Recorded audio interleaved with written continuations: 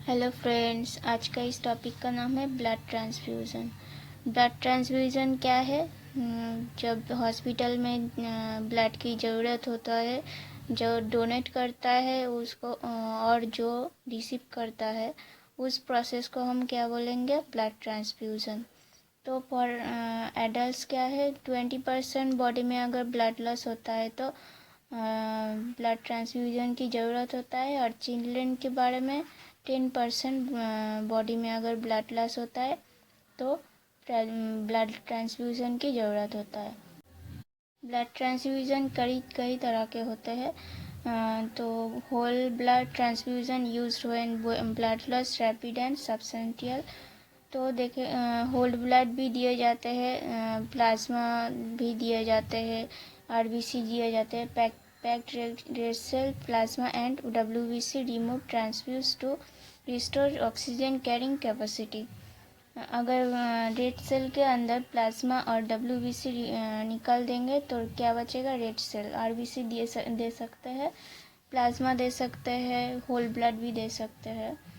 तो इस डायग्राम में अब देखते हैं ब्लड ग्रुप कितने तरह के होते हैं।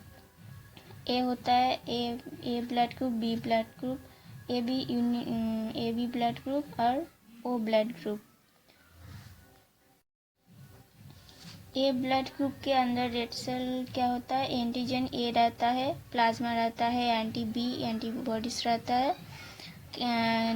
ए ब्लड ग्रुप डोनेट कर सकता है एक सिर्फ ग्रुप ए वाले को और ए बी वाले को, और रिसीव करता है ग्रुप ए वाले से और ओ वाले से।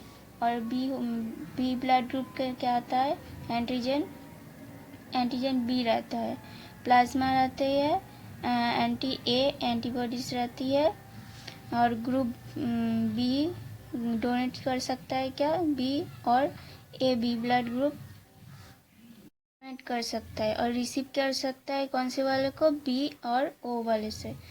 और A B universal recipient, antigen रहता है क्या? ए एंड बी दोनों रहता है, प्लाज्मा कोई भी नहीं रहता है, और डोनेट कर सकता है, ए बी वाले को डोनेट कर सकता है और रिसीव सब वाले से कर सकता है, ए वाले से, बी वाले से, ओ वाले से, ए बी वाले से।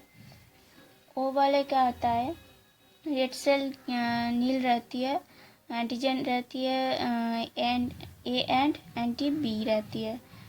तो डोनेट कर सकता है ए बी वाले को, ओ वाले को और ए बी वाले को, और रिसीव कर सकता है सिर्फ ओ वाले को।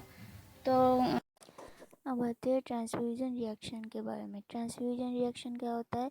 अगर A blood group B blood group वाले को डोनेट करेगा तो ट्रांसफ्यूजन रिएक्शन हो जाएगा।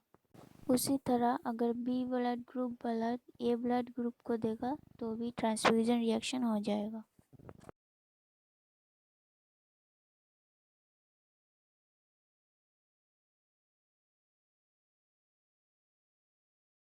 अब ट्रांसफ्यूजन रिएक्शन में क्या क्या होता है तो वो देखेंगे। Septicaemia, hypothermia, hypocalcaemia, hypokalemia, septicaemia, bacterial infection, allergy reaction, पेरिकार्डिया, chest pain, bleeding, BP low.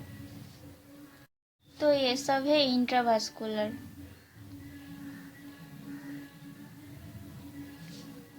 और सर्जिकल में ट्रांसफ्यूजन रिएक्शन क्या होता है?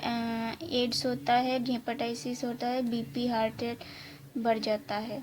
तो बीपी हार्ट रेट बढ़ जाता है कब दिखेगा? एनेस्थीसिया मशीन में दिखेगा। वो तो हम नॉर्मली नहीं देख सकते सर्जिकल में, जब ओटी होगा। पेशेंट को पूरी तरह से एनेस्थीसिया मशीन कंट्रोल करता है, तभी वह से दे सकते हैं हम ये सब reaction.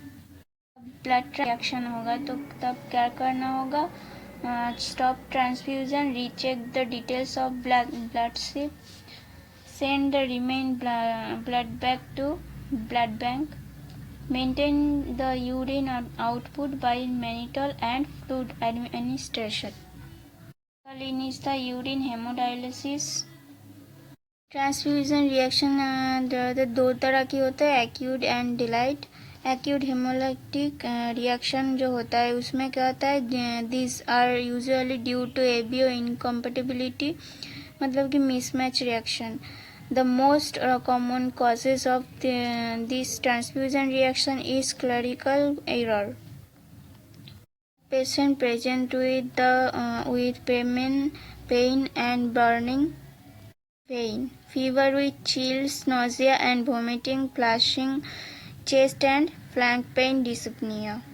In anesthetist, usually it is manifested as tachycardia, hypotension, pressure monitoring during yearly transfusion and oozing from surgical site. Hemolytic reaction. These are vascular hemolytic reaction. These are usually due to RH system or other system. Treatment only supportive. Allergic reaction होता है. These are usually mild, manifesting urticaria and are mainly due to plasma proteins. Other viral disease क्या होता है? Cytomegalovirus, Epstein Barr virus, human T cell lymphotropic virus, HTLV-1 and 2 and parvovirus. Bacterial reaction में क्या होता है? Bacterial contamination is the second most common cause of transfusion related mortality. Contamination most commonly occurs with Pseudomonas but can due to gram positive like Staphylococcus.